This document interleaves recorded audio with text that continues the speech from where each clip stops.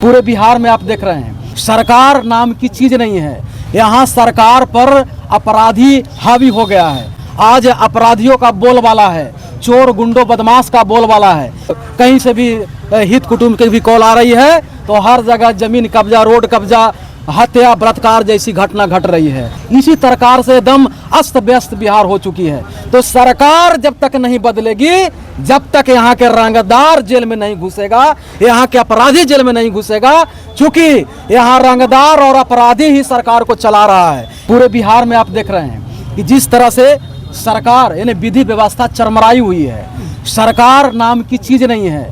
यहाँ सरकार पर अपराधी हावी हो गया है।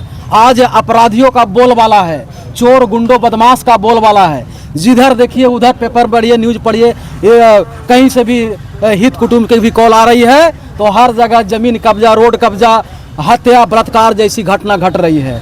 पुलिस प्रशासन का काम है पीड़ितों को भगा देना या तो डरा धमका के मैनेज करा देना। इसी प्रकार से एकदम अस्त व्यस्त बिहार हो चुकी है। तो समता मूलक संग्राम दल ये सोई हुई जो नीतीश सरकार है उसको संवैधानिक रूप से आज जगाने के लिए बंद कॉल किया और पब्लिकों ने आज समर्थन किया समता मूलक संग्राम दल को और पूर्ण रूप से बंद रही है। तो सरकार को हम लोग चेता रहे हैं कि ये झांकी है, नीतीश जी लड़ाई बाकी है और आपसे लड़ेगा समता मूलक संग्राम दल। इसलिए लड़ेगा कि आप लोग इस न्यूज को जन जन तक आप अपने चैनल के माध्यम से हमारी आवाज को बताइए कि सरकार जब तक नहीं बदलेगी, जब तक यहाँ के रंगदार जेल में नहीं घुसेगा, यहाँ के अपराधी जेल में नहीं घुसेगा, क्योंकि यहाँ रंगदार और अपराधी ही सरकार को चला रहा है। इसलिए मैं यहाँ के जनमानस से निवेदन करना चाह रहा हूँ कि समता मूलक संग्राम दल अभी रंगदारों और बेईमानों चोर गुंडों की सरकार को बदलने की लड़ाई लड़ रही है और यहाँ अम्बेडकरवादी सरकार, समता स्वतंत्र और बंधुत्व वाली सरकार को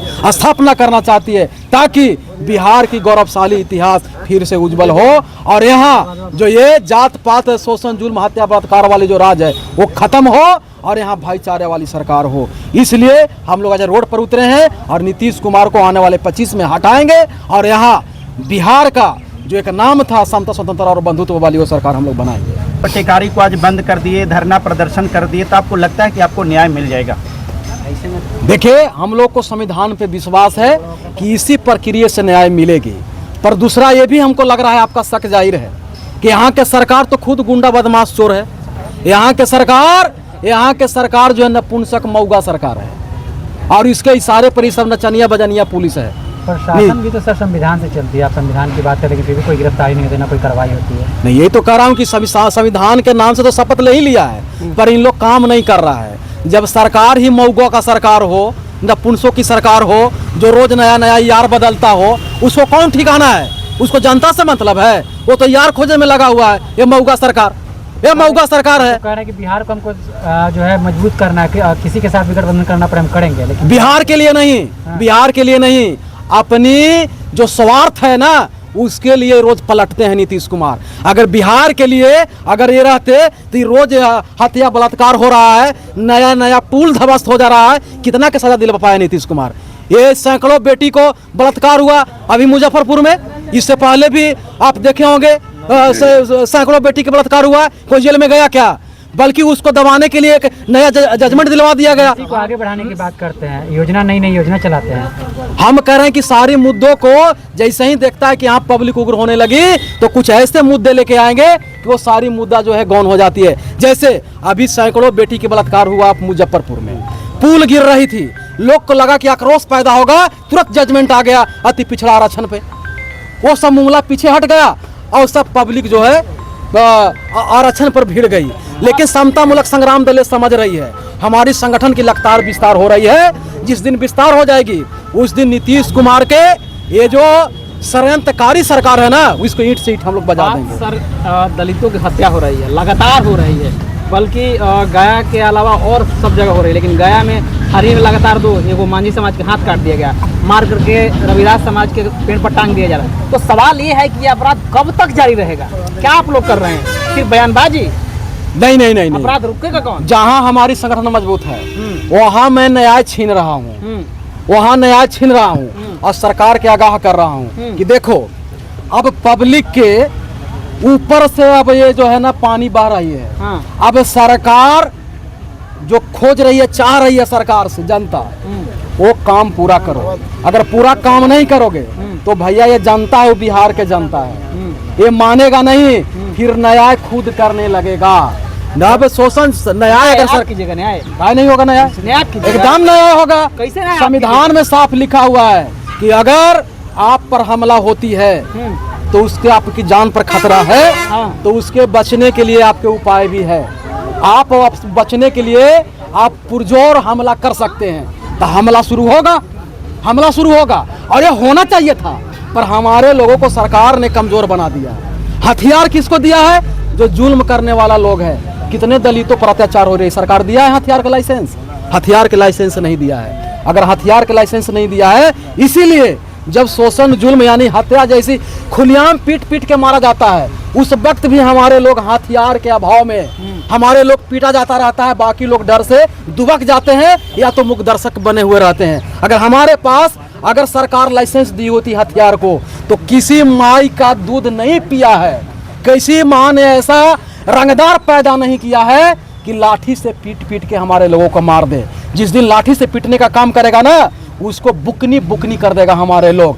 पर हमारे लोगों को सरकार ने हथियार नहीं दिया है। तो हम आगाह कर देते हैं कि संविधान ने आत्मरक्षक की ये ताकत दिया है, संविधान ने, तुमने हथियार नहीं दिया है तो कोई बात नहीं।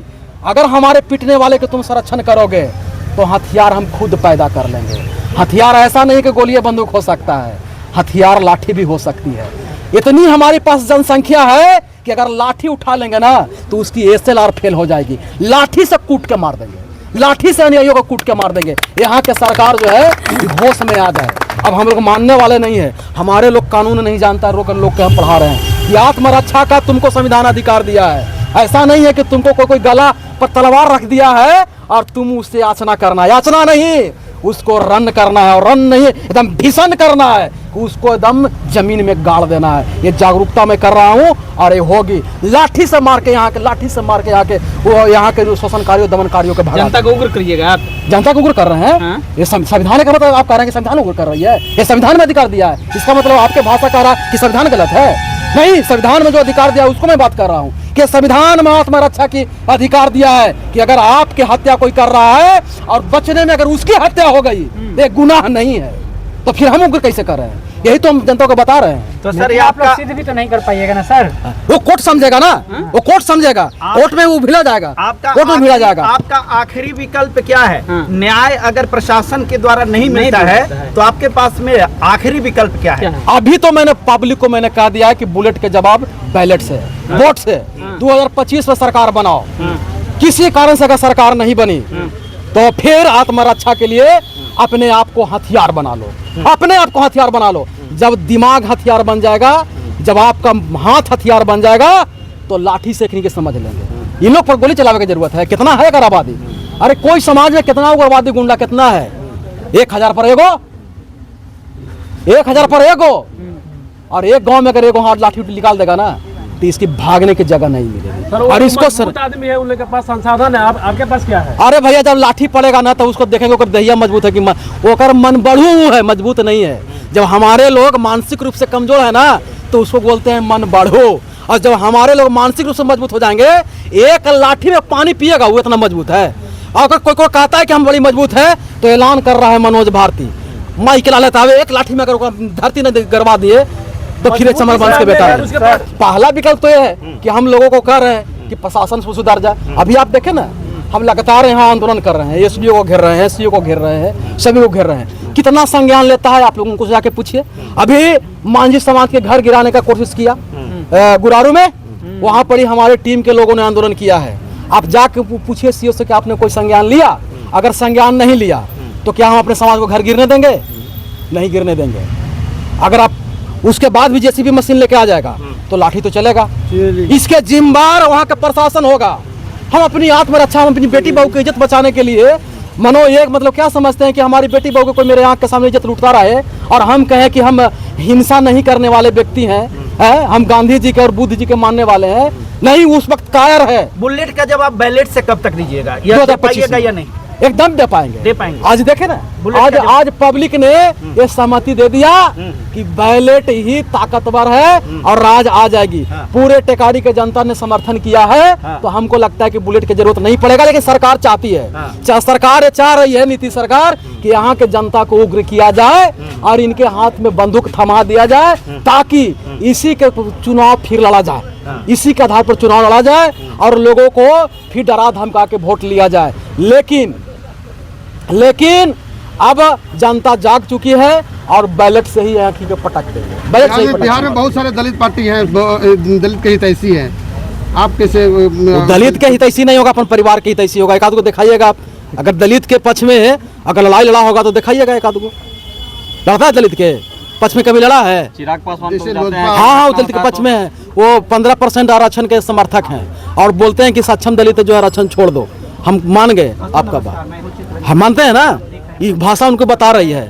ले रहे थे शपथ ईश्वर के नाम से, बाबा साहब तो देवे नहीं किए उनको कुछ। ये सब कोई दलित के हितैषी नेता नहीं है, अपन कुर्सी के प्यारा है, कुर्सी जौन दे देगा उसी तरह सब चले जाएंगे।